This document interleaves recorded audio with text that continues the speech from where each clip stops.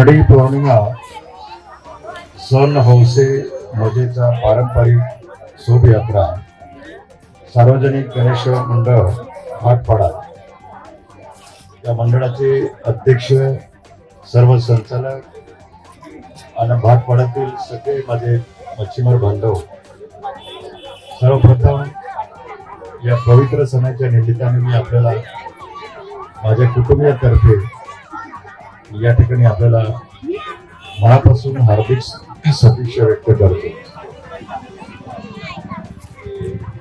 जरा 2 मिनिटं रे बेटा. आज मच्छीमार बांधव 2 मिनिटं शांत बसा. आज मच्छीमार बांधवांचं भविष्य काळ बघता पुढचा येणारा काळ हा खूप कठीण आणि डार्कमय अशा प्रकारचा राहणार.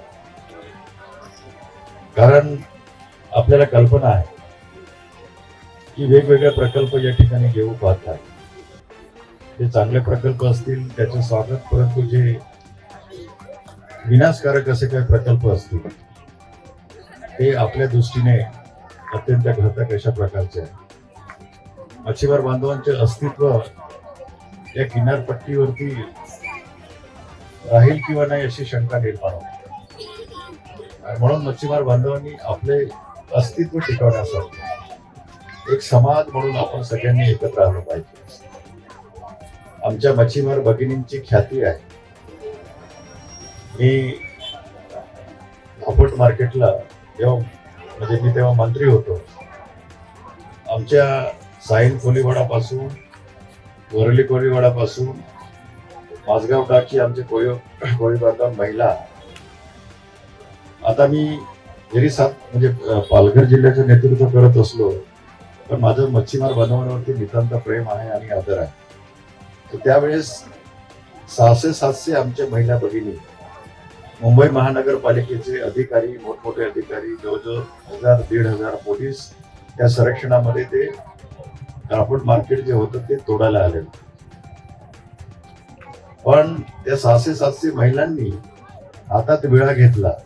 एक पण पोलीस जर पुढे आला तर आम्ही तुमचं सिरकान करू. म्हणजे ही ऍक्च्युली स्त्री शक्ती जी आहे, ही स्त्री शक्ती प्रचंड ताकदीची असते. आणि आमच्या महिला भगिनींनी सुद्धा आपल्या स्वतःच्या अस्तित्वासाठी, स्वतःच्या हक्कासाठी आपण सगळे मतभेद विसरून, तरुण असो, तरुणी असो, ज्येष्ठ नागरिक असो, सगळ्यांनी आपण एकत्र येऊन त्या ठिकाणी आपण लढा दिला पाहिजे. शेवटी कोळी बांधव हा रसिक आहे. एकदा कोळी बांधवांचं गाणं सुरू झालं, चांगल्या चांगल्यानं नाचावं असं वाटतं. तुम्हाला कल्पना नसेल की वेसावेकर मंडळी जी होती ते जेव्हा बराक ओबामा जे आपल्या अमेरिकेचे राष्ट्राध्यक्ष आले होते आणि बराक ओबामा अमेरिकेचे राष्ट्राध्यक्ष आल्यानंतर त्या ठिकाणी वेसावेकरांच्या माध्यमातून त्या ठिकाणी संगीताचा कार्यक्रम होता.